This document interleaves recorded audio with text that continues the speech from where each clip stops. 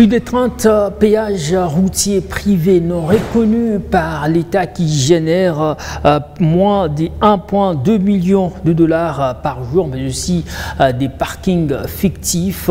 Voilà, on va parler aujourd'hui du dossier 3 millions de dollars que perdait l'État congolais chaque jour en République démocratique du Congo, précisément dans le Grand Katanga, le Lualaba, mais aussi le Haut Katanga. Aujourd'hui, nous recevons dans ce magazine Loïc Kachung, il est communicateur de Madame la gouverneure intérimaire du Lualaba, Fifi Masuka Saini. Bienvenue à vous. Merci beaucoup, Monsieur Dorsey Mouteb. Je pense que cette émission va constituer l'hymne à la vérité et, dit-on, le mensonge de verdict à l'ombre du silence. On a résolu de le rompre. Eh bien, vous l'avez écouté, on va également écouter des vérités aujourd'hui dans ce dossier. Parlez-nous brièvement du contour de ce dossier de 3 millions de dollars, brièvement. Il s'agit, en tout cas, excusez-moi, il fallait que l'introduction soit au conditionnel parce qu'il s'agit de contre-vérité. Il fallait que l'introduction soit au conditionnel parce qu'il s'agit de chiffres chimériques. Il s'agit des hallucinations, ces chiffres n'existent nulle part. Aujourd'hui, s'il faut réfléchir, ça veut dire si on glane 3 millions de dollars par jour par rapport à cette taxe-là qui existe sur le scanner et plus exactement sur cette barrière-là au niveau du village Moutaka, ça veut dire une simple mathématisation, c'est que on a 18 000 camions par jour qui quittent le Lualaba, ce qui est tout à fait faux. Là, je pense qu'aujourd'hui... Vous faites référence juste à la barrière des Moutaka, or qu'on nous parle des 30, plus de Moutaka, 30 péages. Il s'agit de la sortie déjà, ça veut dire si la nationale 39, donc si vous faites ces calculs-là, ça veut dire nous avons 18 000 camions par jour qui sortent, qui quittent le Lualaba, et je me dis c'est pendant les 24 heures où on a... Au-delà de 24 heures, on a d'autres heures parce que si vous y arrivez déjà maintenant, vous trouverez qu'il y a une chaîne, vous trouverez que ça prend longtemps pour ne serait-ce que libérer un seul camion. Et s'il faut calculer, c'est que c'est très difficile qu'on atteigne ce nombre-là en libérant un camion qui est scanné, un autre après. C'est très difficile et c'est très impossible, c'est infaisable, c'est impensable. Et puis de toutes les manières, s'il fallait, au-delà de ça, si vous estimez que c'est une version qui soit plausible, vous nous voyez, nous, encaisser 3 millions de dollars au quotidien sans qu'il y ait une information au niveau central ou sans qu'il y ait un changement dans les chiffres que nous vous présentons au quotidien. On a été assez sincère sur des petits dossiers, a fortiori celui-là. Non, mais c'est faux. C'est faux. Vous parlez des faussetés, vous parlez des faussetés tout en vous référant au péage des Moutaka, or que les députés Nanou-Memba nous parlaient des qui n'est pas autorisé, ça veut dire plus de 30 péages qui sont non reconnus officiellement. La dernière fois que cet honorable député, pour qui j'ai beaucoup de respect, était à Kolwezi, moi je ne me rappelle pas. Si vous pouvez me dire, le jour où il a été chez nous et il a eu à faire son investigation, il est à Kinshasa, dans son bureau climatisé, en train d'écrire des chimères. C'est des mensonges. Nous qui sommes sur place, nous sommes à Kolwezi avec vous, Monsieur Dorsey Mouteb. Je pense même qu'il fallait croire en votre version qu'en sa version, parce que c'est vous qui êtes au quotidien ici, c'est vous qui êtes sur le terrain tous les jours, c'est vous qui faites l'investigation et tous les jours. Vous êtes libre de faire cette investigation-là, de contre-vérifier les allégations qui ont été publiées par le gouvernement provincial que nous constituons. Vous êtes libre de contre-vérifier, vous êtes journaliste, vous pouvez contre-vérifier pour contredire les allégations qui ont été celles de la gouverneure. Mais c'est quoi la version des faits? Si vous parlez qu'il n'y a pas 18 000 camions qui passent chaque jour, il y en a combien qui passent alors? Moi, je ne travaille pas dans ce service-là, mais ce qui est vrai, nous sommes dans la légalité, dans la légitimité. Il vous souviendra qu'il y a eu cet arrêté ministériel qui a été promulgué depuis 2012, qui a été réactivé en 2020, alors que nous, on a pris le rêne en 2021, ça veut dire de manière proprement dite. Ça veut dire nous sommes dans la légitimité, nous sommes dans la légalité. La province n'a pas versé dans la forfaiture. Il ne s'agit pas des choses qu'on a créées par nous-mêmes, il s'agit de l'impulsion du gouvernement central et qui a été respecté au niveau local ou au niveau provincial. Donc c'est tout à fait légitime et il ne faut pas suivre le racontard de quelqu'un qui n'a jamais été au Lualaba, il ne faut pas suivre le racontard d'un monsieur qui, on se pose encore la question, il sera à la quête de quoi? Mais c'est de la médisance, c'est des commérages, c'est des histoires, c'est faux. Mais pourquoi est-ce que c'est ce dossier qui a retenu, madame, le gouverneur intérimaire à Kinshasa? Absolument pas. Madame, il est certes vrai qu'il fallait balayer d'un revers de la main ces mensonges-là. Ça faisait partie de son agenda, mais l'agenda n'a pas été constitué que de cette mission-là devant le bureau ECOFIN du gouvernement central. Elle a été chez le ministre des Infra, ça n'intéresse pas grand monde. Elle a été chez le ministre de l'Agrippel. Il vous souviendra que nous sommes dans cette période de pénurie par rapport à cette denrée de la première génération. Je parle ici du maïs. Ça veut dire qu'elle a eu à faire aussi des démarches pour... Voilà, pour résoudre la question. Parce que donc, Kinshasa n'a pas constitué... Si nous prenons le discours de madame la gouverneure intérimaire, vous sentez que c'est un discours qui pointe du doigt certaines personnalités, mais qui sont dans le secret jusque-là, on ne sait pas pourquoi. Parce qu'elle parle, on nous a accusés, on nous a... Ouais, mais il y a eu, c'est qui, au juste, c'est qui ces personnes qui ont accusé madame la vice-gouverneure dans ce dossier et que lors de son retour au Lualaba, elle ne faisait que parler de ça. Non, mais attendez, si vous voulez la vérité, je vous la donne tout simplement. Ça veut dire qu'il y aurait eu un rapport au niveau provincial qui émanerait de la Fédération des entreprises du Congo, au niveau du Haut-Katanga et d'ici. Et voilà, il se pourrait que c'est ce rapport-là qui aurait été présenté au niveau de Kinshasa. Il y a eu cette récupération de ces députés pour qui j'ai beaucoup d'estime, mais qui a versé dans des choses. Voilà, donc il y aurait eu ce rapport-là, un rapport tout à fait faux, un rapport truffé de contre-vérité qui a été présenté au niveau du gouvernement central. C'est de cette façon-là que le gouvernement voulait entendre le deuxième son de cloche en invitant l'autorité provinciale. Et d'ailleurs, je salue ici la lucidité, je salue l'intelligence du ministre de l'Industrie qui a essayé tout simplement de faire une simple arithmétique et il a compris que c'était tout à fait faux parce que, écoutez, s'il faut 3 millions par jour, je reviens encore à ça, c'est-à-dire le gouvernement provincial est en train de faire passer, ou le scanner qui est au niveau de Moutaka devra faire passer 18 000 camions, alors que s'il faut scanner ne serait-ce qu'un camion, c'est au-delà de 10 minutes. Donc c'est très compliqué et ce n'est pas faisable en 24 heures. Et ce n'est pas faisable. Et 3 millions en 24 heures. D'où est parti ces conflits entre la FEC et le gouvernement provincial? Ça, en tout cas, nous, on n'est pas en conflit avec la FEC, absolument pas, ça n'a jamais existé.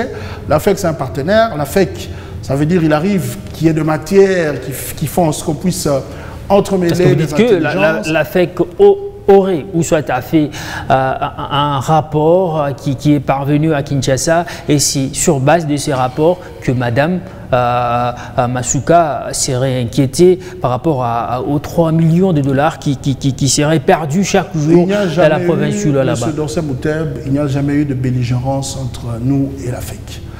On travaille et nos rapports sont au beau fixe. Ça veut dire que nous avons l'habitude, toutes les fois qu'ils sollicitent l'intervention dans la gestion de leur circonscription, l'intervention du gouvernement provincial, je parle ici de notre gouvernement, au niveau du Lualaba, nous sommes toujours là. Mais bon, peut-être que c'est à eux de poser cette question-là.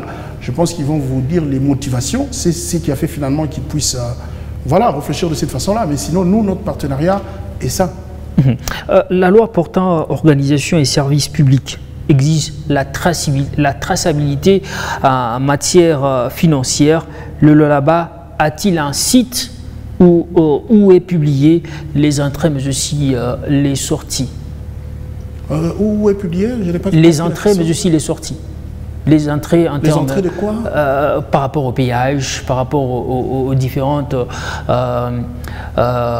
services de recettes. Est-ce que le Lualaba a-t-il un service où nous pouvons retrouver les données que tel mois on a eu telle entrée, on a eu telle sortie? En tout cas, il me semble que généralement, ou toutes les fois, nous publions les entrées, toutes les fois nous publions les dépenses, toutes les fois nous publions, d'ailleurs le budget il est connu, avec toutes les rubriques, donc, et puis il y a cette reddition de comptes qui intervient. En tout cas, de manière régulière, nous sommes On publie toujours. Mais et je pense que et vous les journalistes, ça s'est fait sur quel site? Ça s'est fait sur quel site? Nous avons notre site officiel qui existe d'ailleurs depuis des lustres. Nous parcourons ces sites. On n'a que des réalisations en termes des bâtiments, peut-être des infrastructures, mais en termes des finances, rien n'est publié. Pourquoi? En tout cas, ces documents sont disponibles. Ces documents, nous les mettons à la disposition et des élus nationaux. Mais vous ne les publiez pas. Ça veut dire, mais vous ne les publiez pas publiquement. Même vous, les journalistes, M. Dorsin, je pense ici que vous n'allez pas nous contredire. Vous avez accès libre à tout ça. Et celui qui voudrait, qui pense qu'il en a besoin peut-être pour ses recherches, il en a besoin peut-être pour, pour un peu en savoir long, parce qu'il y a ces devoirs-là qui nous revient. Il y a, donc c'est des documents qui sont à la portée de tout le monde. Mais ces téléspectateurs qui nous suivent, moi aussi les auditeurs, pourront peut-être savoir le site sur lesquels on peut retrouver toutes ces données. Et une fois qu'on a un dossier, peut-être on peut s'y référer à ça, mais aussi pour faire, pour que le budget, mais aussi les entrées et les sorties puissent corroborer. En tout cas, le site, je l'ai évoqué, c'est www.provincedulolaba.cd. Au-delà de ça, si vous estimez que vous voulez aussi avoir un argumentaire par rapport à ça, vous venez au gouvernorat, il y a les services qui sont habilités, vous allez dans les ministères qui traitent la question. Je pense que vous serez au parfait, même si vous allez au niveau ici de la DERLU. Moi, toutes les fois que je voulais rencontrer le directeur provincial, c'est quelqu'un d'ailleurs de très coopératif, d'un abord facile. Il mettra à votre disposition toute cette documentation-là. Donc, il n'y a pas une gestion empreinte d'opacité. On n'a rien à cacher parce que tout c'est publié au niveau et de l'Assemblée provinciale, tout c'est publié et c'est à la portée de tout celui qui voudrait entrer en contact avec ce chiffre-là. Vous avez parlé des Moutaka, mais peut-être qu'on peut parler du péage des Sopécoles qui en est actionnaire. Je ne sais pas et c'est difficile pour moi de répondre à cette question-là. Mais je sais que nous sommes, c'est vrai, vous êtes à la quête de la forfaiture, vous pensez peut-être que nous faisons des choses sur un coup de tête, vous pensez peut-être qu'il s'agit de la création il s'agit de l'arbitraire, il s'agit de la volonté peut-être de la patronne de l'exécutif. C'est vrai, ça vous devez savoir que nous jouissons aussi de la libre administration, ça veut dire à notre niveau, il y a des choses qu'on peut gérer en tant que gouvernement provincial, mais tout se passe dans la légalité. Écoutez, s'il y a parmi les chefs des exécutifs dans ce pays qui sont en phase avec la législation, qui sont en phase, ça veut dire qui est en phase avec toutes les stipulations légales. En tout cas, il faut penser à la province du Lualaba. Nous sommes déjà avec l'avènement de l'IGF. Je ne pense pas que celui avec ce contrôle a priori qui permet qu'il n'y ait pas de la malversation, qui permet qu'on puisse endiguer la chose avant qu'elle ne grandisse, qui permet finalement qu'on puisse résorber la chose avant qu'elle ne prenne de l'ampleur. Aujourd'hui d'ailleurs, même au niveau des entités territoriales décentralisées, si vous voulez ne serait-ce qu'avoir un contrat, tout est géré au niveau de l'inspection générale des finances. Au niveau de l'inspection générale des finances, on peut parler des publications des recettes. Vous avez évoqué ce site, on va sûrement les consulter pour avoir des précisions sur ça. Mais au niveau des péages, quels sont les services habilités qui travaillent au niveau des péages? Déjà, il faut savoir qu'il n'y a pas une taxation qui serait dans l'officialité. Il y a beaucoup de services. Il y a la division des mines qui est là. Il y a le ministère des mines qui est là. En tout cas, il y a beaucoup de services. Il y en a toute une avalanche. Ça permet le contrôle, ça permet de nous rassurer. Et puis, ça permet aussi aux commerçants d'avoir certaines autorisations. Donc, il y a tous les services qui entrent en ligne de compte en matière minière. Donc il y a beaucoup de services. Le dossier 3 millions de dollars après l'entretien de il faut enterrer cette histoire-là, c'est une histoire fausse. Et vous, en tant que journaliste, ça vous revient aussi, quand c'est des mensonges, de publier aussi qu'il s'agit ou de démentir. Parce qu'ici, on ne sait pas démentir si on n'a pas... On va tous dans un seul sens. Je l'ai observé quand il s'agissait de l'infortune de Mwanga. Ça veut dire les gens sont restés plus dans ce qui a été faussement publié. Et j'ai même vu des médias sérieux relayer cette fausse information. Mais maintenant, quand il y a eu la bonne information, prenez le temps de démentir. C'est ça l'élégance dans la communication. Mais vous avez suivi quand même l'émission Enquête et les revenus sur ça. Ah, peut-être Mikouba, alors bravo à vous. Merci beaucoup. J'ai parlé de cette somme colossale qui serait perdue par la caisse de l'État. Est-ce que le fait que Mme Fifi Masuka ait parlé avec la commission ECOFIN, ces dossiers est enterré ou bien il y a une suite à cette affaire? Déjà, il n'y a pas eu d'amorce, s'il faut parler sur le plan juridique. C'était des allégations qu'il fallait contre-vérifier. C'était des... Excusez le terme, j'espère que je serai élégant, mais c'était quand même des mensonges. Et déjà au niveau de cette commission ECOFIN, du gouvernement central, eux-mêmes ont compris. Parce qu'ils ont essayé de réfléchir, c'était très facile, c'était très simple, c'était la première réflexion. Et ils ont compris que ça ne peut pas exister, c'est impossible, c'est infaisable. Si vous êtes face à quelqu'un de la trempe de Vital Kamerhe, je pense c'est impossible par rapport au péage reconnu officiellement. Comment? C'est impossible par rapport au péage reconnu officiellement. Non, ça veut dire que ça ne peut pas se faire. C'est impossible. Si vous pouvez, en tout cas, s'il vous plaît, si vous pouvez dès demain, si vous aurez le temps de faire un tour au niveau de Moutaka, que vous voyez comment ça se passe, et vous allez réaliser qu'il est difficile de faire ce nombre de camions, qu'il est difficile de faire ce montant-là. Et déjà, le service qui est habilité à prendre le frais du scanner qui revient à 100 $, c'est qui était faux dans le rapport de l'honorable. Il a mis des chiffres à volonté, à loisir. Voilà. Ce service de scanner se retrouve dans le protocole d'accord qui avait été signé dans cet arrêté interministériel de 2000, comme je l'ai dit, de 2012, qui a été réactivé en 2022. Ce n'est même pas géré au niveau de la province. Donc, voilà. Et j'espère que vous avez suivi, vous avez suivi l'interview de Madame le gouverneur. Elle a dit la même chose au sortir de l'audience avec la commission ECOFIN. Et c'est une interview qui a été publiée presque sur tout le média. Aujourd'hui, c'est quoi le climat qui existe entre le gouvernement et la FEC après ces révélations? Déjà, Madame, comme vous le savez, nous nous contentons, ou elle se contente de l'idée selon laquelle Dieu qui est juste et qui connaît le cœur de tout le monde saura rendre justice.